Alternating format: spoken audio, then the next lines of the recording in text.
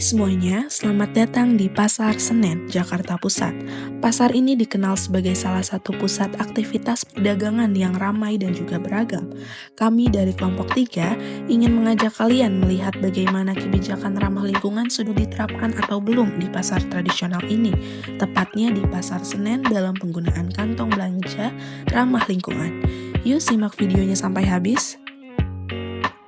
Nah, sebelum beranjak lebih jauh, mari kita mengenal Peraturan Gubernur DKI Jakarta Nomor 142 Tahun 2019.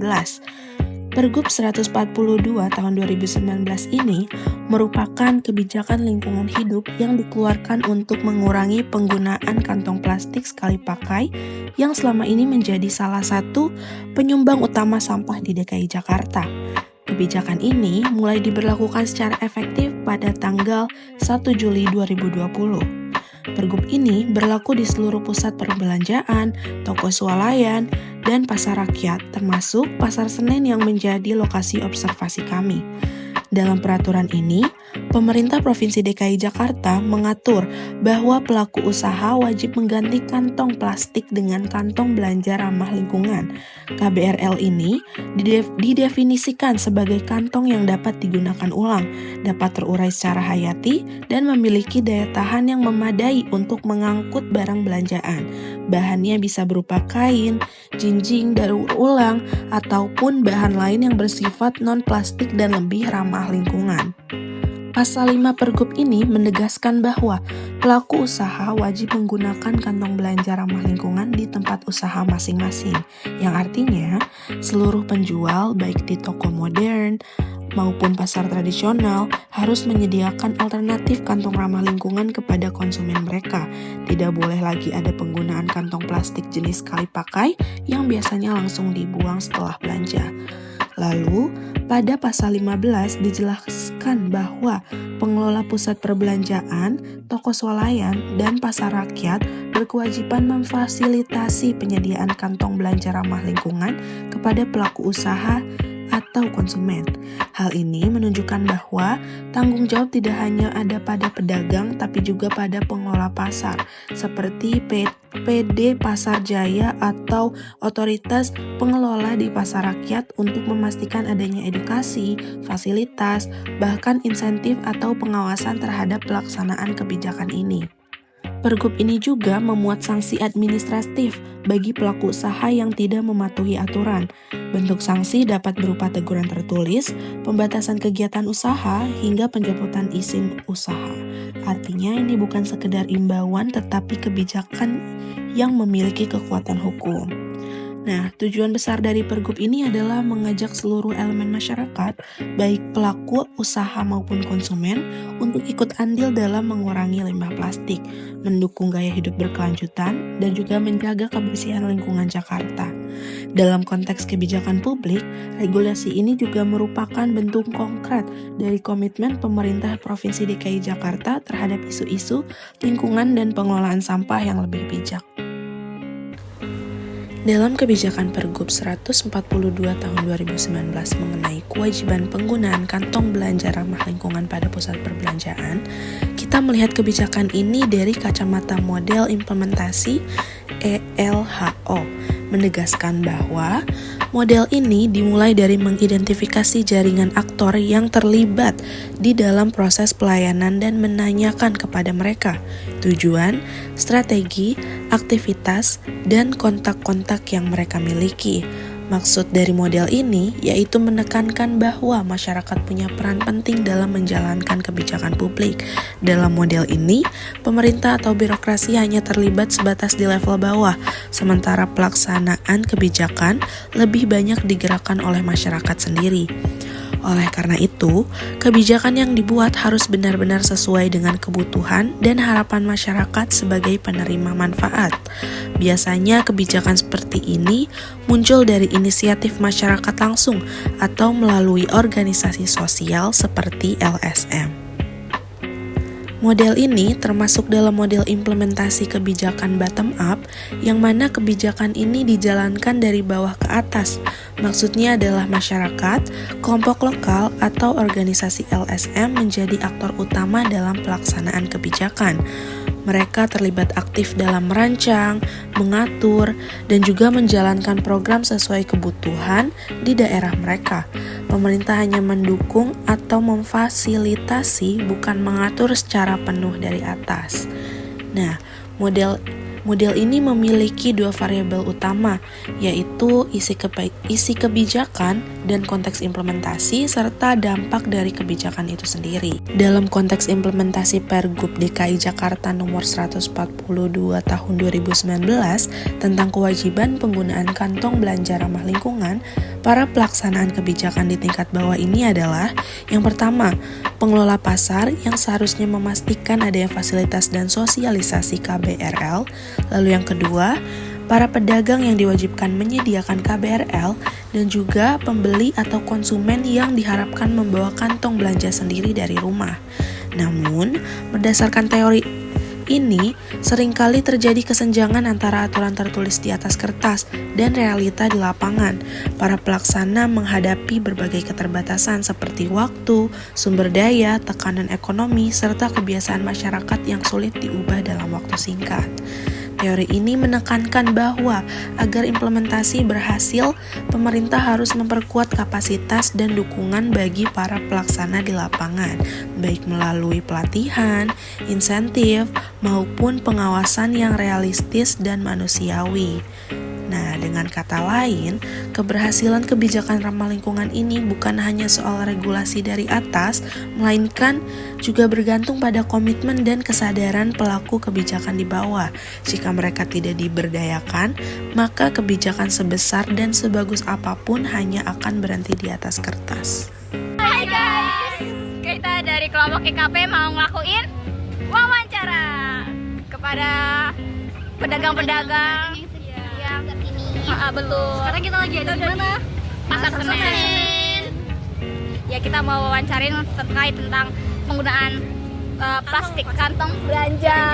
Kantong ramah lingkungan. Oh ya, betul. Iya begitu. Oke, Jadi langsung aja saksikan videonya. bye.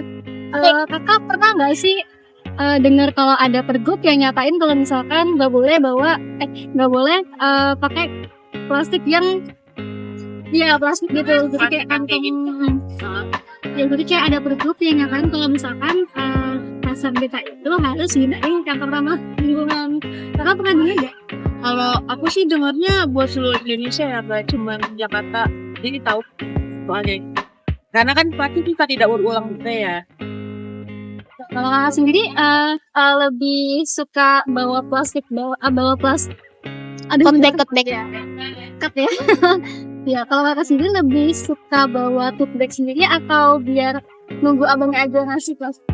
Aku lebih baik bawa tote bag sendiri sih dari rumah. Cuma karena aku baru pulang kuliah ya, terus nganterin temen nyari kacamata, jadi nggak sempat bawa itu. Lagi atas plastik aja. Biasanya bawa dari rumah. Iya.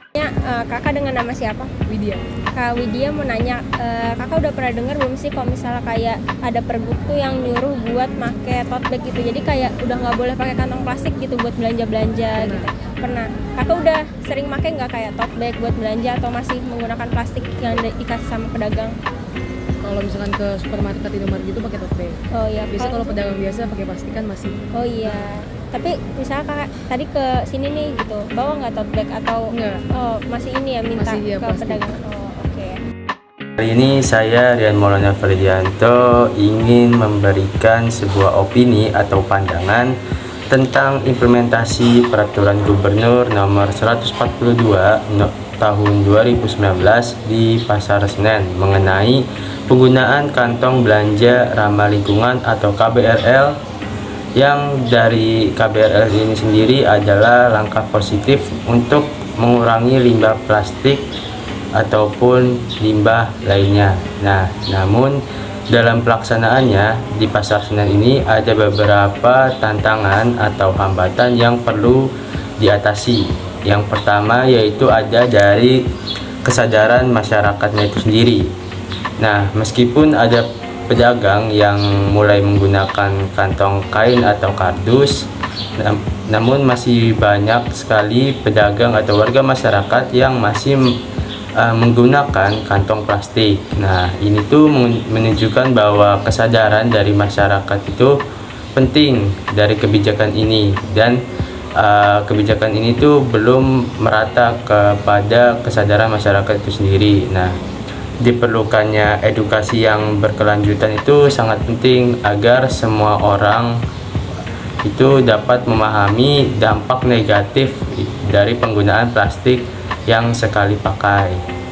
Lalu yang kedua ada dukungan dan fasilitas itu sendiri. Nah, pengelola pasar ini sebenarnya memiliki peran penting dalam sosialisasi dan dukungan terhadap penggunaan kantong belanja ramah lingkungan atau KBRL. Namun, karena kurangnya pengawasan dan fasilitas yang membuat implementasi ini atau kebijakan ini menjadi terhambat. Nah, pengelola pasar ini perlu lebih aktif memberikan edukasi dan insentif atau dorongan kepada pedagang gitu untuk lebih baik lagi implementasi kebijakannya.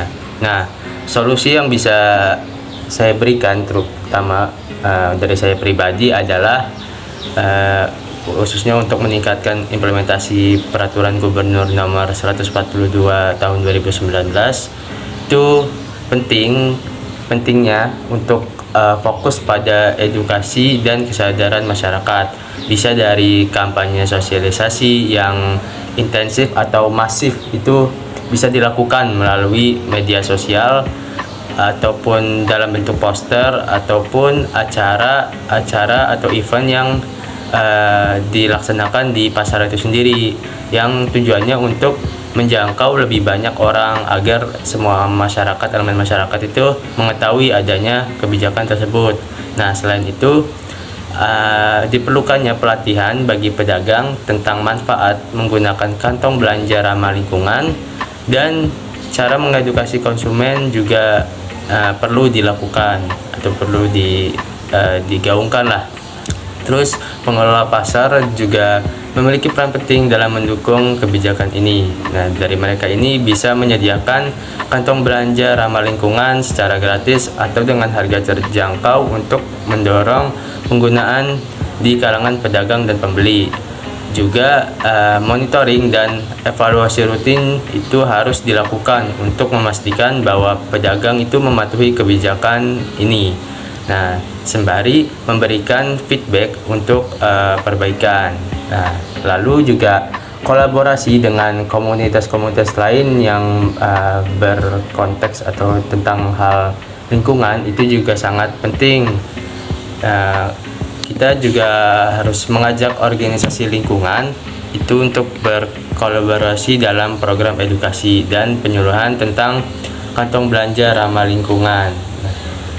Ya, dari edukasi atau penyuluhan itu dapat memperkuat dari implementasi kebijakan ini. Nah, dengan menerapkan solusi-solusi tersebut, diharapkan kebijakan ini tuh atau kebijakan penggunaan kantong belanja ramah lingkungan ini dapat berjalan lebih efektif lagi. Bisa dari kerjasama dari semua elemen masyarakat, termasuk pemerintah, pengelola pasar, pedagang, dan konsumen. Itu sangat penting untuk mencapai Jakarta yang lebih bersih dan lebih ramah lingkungan kembali demi Indonesia yang lebih sehat dan lebih baik. Setelah kelompok saya melakukan observasi di lapangan terkait kendala implementasi Pergub nomor 142 tahun 2019 di Pasar Senen, kelompok kami memutuskan untuk memberikan solusi untuk mengatasi kendala yang terjadi di implementasi Pergub nomor 142 itu, yaitu dengan diperlukannya pendekatan kolaboratif antara pemerintah, pengelola pasar, pedagang, dan konsumen. Lalu edukasi dan sosialisasi juga harus dilakukan secara berkelanjutan, tidak hanya saat di awal pemberlakuan kebijakan, agar kesadaran lingkungan tetap tumbuh di masyarakat. Lalu pemerintah daerah juga perlu menyediakan subsidi atau insentif bagi pedagang kecil yang kesulitan menyediakan kantong ramah lingkungan. Selain itu, pengawasan perlu diperkuat melalui monitoring oleh pengelola pasar dengan pendekatan persuasif, bukan semata-mata sanksi. Nah, jika semua aktor lokal terlibat aktif, maka kebijakan ini tidak hanya berhenti di atas kertas, tapi benar-benar terimplementasi di lapangan secara berkelanjutan.